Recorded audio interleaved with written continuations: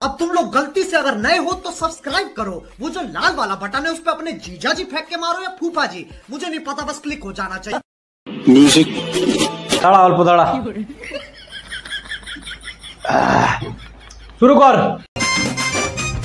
আমি কত ছেলের মনের কথা বলবো আর কোন ছেলের দুঃখ দিব শোনাই, কি ভাই আমি কতগুলো ভাইয়ের দুঃখের কথা বলবো আর কত ঘটনা দিব শোনাই।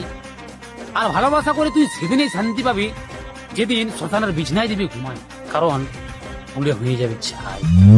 জানে বুঝে তুই মাঝে ভাঙে দিলি তুই ভালোবাসার দেওয়ালটা।